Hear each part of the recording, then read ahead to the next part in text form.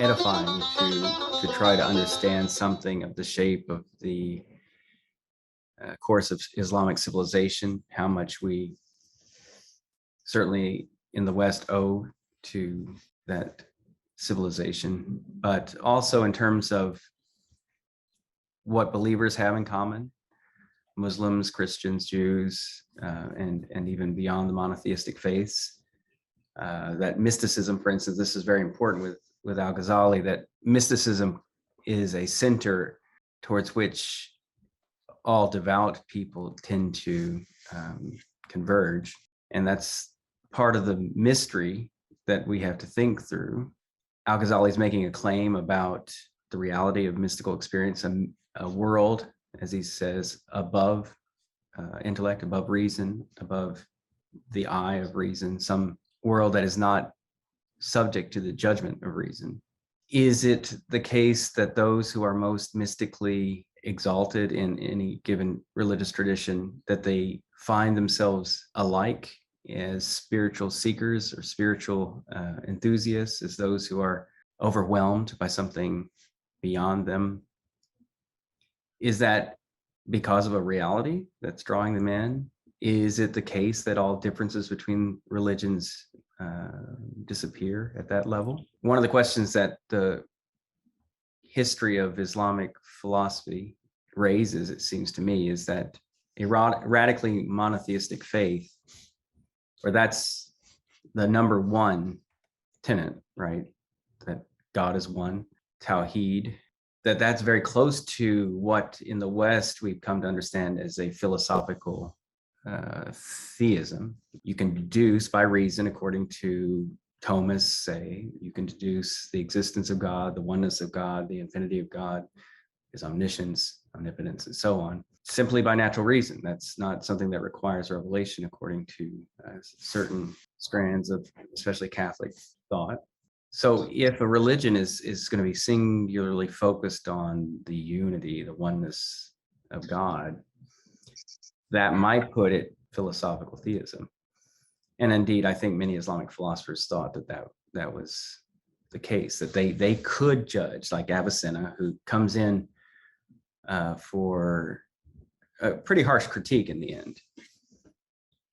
Avicenna is the great philosopher in the history of Islamic thought for the Islamic world. For the Latin West, Averroes was even more preeminent, but he didn't have as much of an effect in the Islamic world. Avicenna is the one who makes the case for falsafa, for philosophy. But his life, vigorous sex life, lots of wine, that's clearly bothers al-Ghazali a lot. And so the question is that ad hominem, or is there something there? Avicenna is clearly confident that his philosophical rationality is able to discern what is true and what is false in Muslim belief. He thinks of himself as a pious Muslim. The claim then, and why al-Ghazali, who is considered really the second next to Muhammad as far as importance for Islam and Sunni Islam, al-Ghazali is arguing for something not anti-philosophical exactly. He does, in fact, take very seriously the Greek tradition that gets translated in the translation movement of the House of Wisdom in Baghdad. He takes logic very seriously. The organon, which is the instrument, is what organon means, the collection of Aristotle's so-called logical works, with the preface of Porphyry's Asagoge. That was very important. Obviously, that's going to be crucial for any philosophical method. The logic of the prior and the posterior analytics, plus the rhetoric and the sophistical refutations and the topics and even the poetics. Certainly in the Latin West, when Aristotle finally is taken up through the various means, both through the shameful conquest of Byzantium in the first half of the 13th century, but also through the conquest of Toledo and the Toledo translation movement, which took up all of the Arab translating work of the previous centuries in that civilization. So the Greek tradition, which had been largely not received in the Germanic kingdoms that followed upon the fall of the Western Roman Empire. All of that gets it floods in the 12th and the 13th century, and that the logical works of Aristotle are so important, right? And you have a parallel kind of situation. You have these pious Augustinians, especially, who think all this Aristotelian philosophy is not good. We have philosophers, masters of arts, who think they can judge theologians, us theologians, and that seems, and as al-Ghazali is making the point here, judging the faith of the people, the common, simple faith of simple believers, and saying, well, we've actually got these philosophers saying, we know the real deal. And so all of those issues that we replay in the West, certainly in the high scholastic period of the 13th century and beyond, that's already all rehearsed. The Islamic civilization was vigorous enough to have all of these debates within itself before the West did. So al-Ghazali does, I think, remind me of St. Augustine in many ways, that you have the spiritual memoir, Deliverance from Error, which is moving in passages. It's got a great rhetorical power, I think, because he's being quite sincere. He's laying out why he gave up a superstar academic position to wander in solitude as an ascetic, which was not it wasn't a generally accepted pattern in the Islamic world. It's not like a world of Benedictine monasteries in the West. The ascetic way of life was not generally encouraged in the Islamic world, except amongst the Sufis, right? And yet there we find this profound convergence of the monastic way of life. It isn't in community that al-Ghazali does this, but he's pursuing ascetic practice, right? He's mortifying the flesh because he needs to get rid of the attachments to the world. It's the same story if he's going to get to union with God. So that's clearly a point of convergence between the deep experience of, say, Saint Benedict or Saint Anthony of the Desert and al-Ghazali. They're smart enough, al-Ghazali, Augustine, to understand the philosophical works, to take them seriously, to critique them at a deep level, not in a superficial way, to accept the canons of logic, for instance, but then to say there's something more here, that in the strife of the faculties, you can't have philosophers above theologians. Now, that works well if you're a theologian. Obviously, that ensures the job security of a theologian. One always has to ask, and as a matter of sociology of knowledge, what interests are being served by anybody, right? I mean, the theologians themselves have certain interests. But for me, when al-Ghazali raises the question of the believer, the simple believer, that's what matters, I think, to me.